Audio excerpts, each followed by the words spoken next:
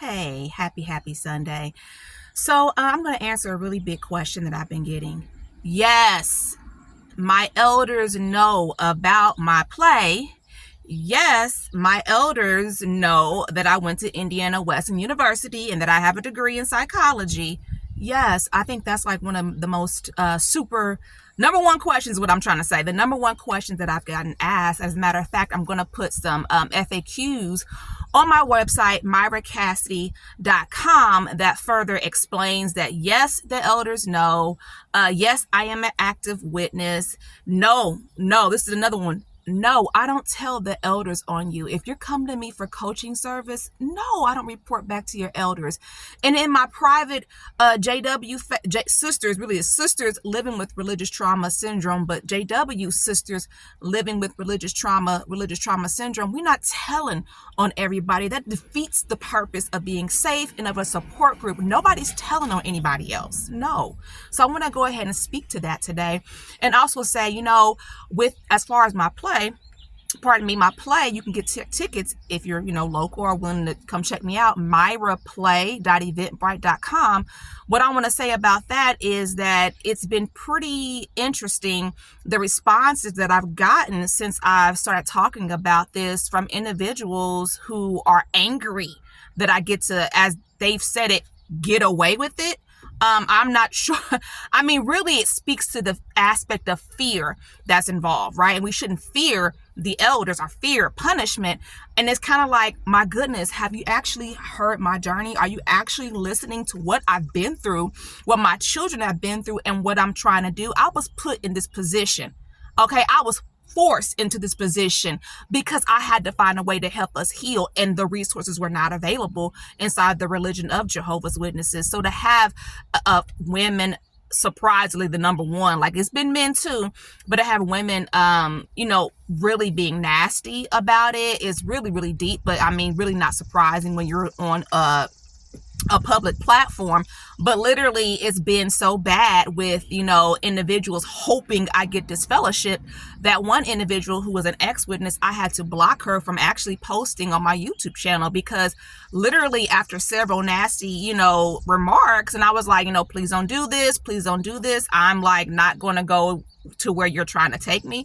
Literally, I had enough when she literally said something to the effect of, the fact that you get away with this annoys me. Well, then you don't need to be on my page. Goodbye. You know what I'm saying? So yes, the elders do know.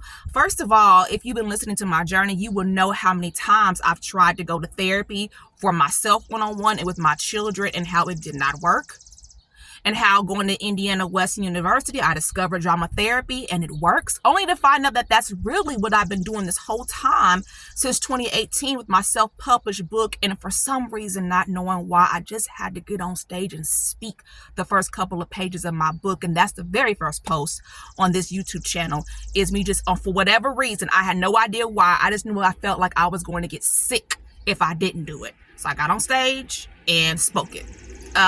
So hey, let me go ahead and give you my introduction real quick. I'm Mira Cassidy, empowerment coach, religious trauma specialist, speaker, writer, actress, and you're watching Sisters Living with Religious Trauma Syndrome. What is this about? This is about me trying to raise awareness to an emerging, historically underrepresented field, that of religious trauma syndrome, because I have it, and you have the things you go through, terrible to heal.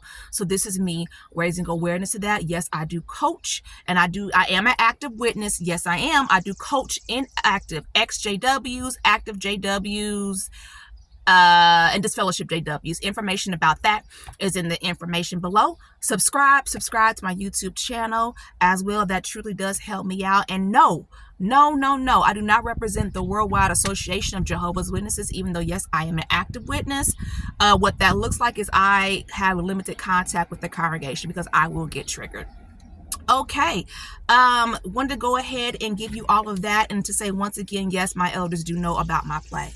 Yes, this is actually not the first time me presenting my play this August. Is not even the first time I presented it. I presented the first time last year. So yes, they do know about my play. What's interesting and what I think is being missed is the question, Why does she have to do this play? What is she saying? Why is she going to the extent to talk publicly about these things? Why? And see, that's the point that people are listening.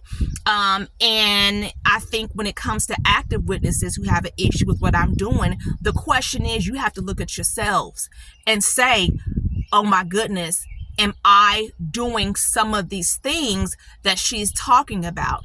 And there are people who don't want to ever look at themselves and think that they've ever been a part of somebody leaving the organization. Number one. And you know what? I've had to look at myself in this process and say, have I done some of these things? Yes. Yes.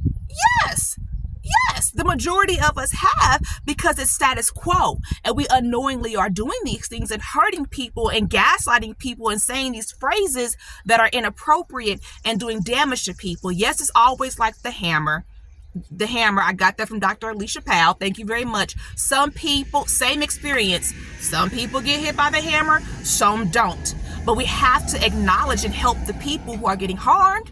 Because yes, some people do very, very well in their religion, no matter what it is. Remember, religious trauma syndrome affects people of religions across the board, not just that of being Jehovah's Witnesses. So I have to be solution-based, okay? With what I do, yes, I'm going to vent. Yes, I'm going to talk about my experiences. Yes, I'm sharing for a purpose and for a reason of helping other people, including myself and my children. But I'm also not going to sit up here and complain. I'm solution-based. So please don't miss the lessons, and please don't miss what I'm trying to do as an end result. I'm trying to create solutions and for people to heal. The Mormons have a health alliance. I can't think of what it's called right now, for mental health, okay? Despite what people may think of Mormons and things like that, yes, there's ex-Mormons, ex-Latter-day Saints, however, but there also is that establishment of an association that I'm planning on looking more into that. Islam, they have a nonprofit for women who've been abused. What do Jehovah's Witnesses have? Where's our mental health nonprofit? Where's our nonprofit to help victims who've been abused, right? Because we go into these areas where individuals don't understand our religion, and they are unknowingly thinking that they're helping, but they're actually causing injury in a lot of ways. And I'll speak more to that another time. So I wanted to make sure that I explained that. Yes, the elders do know about my play.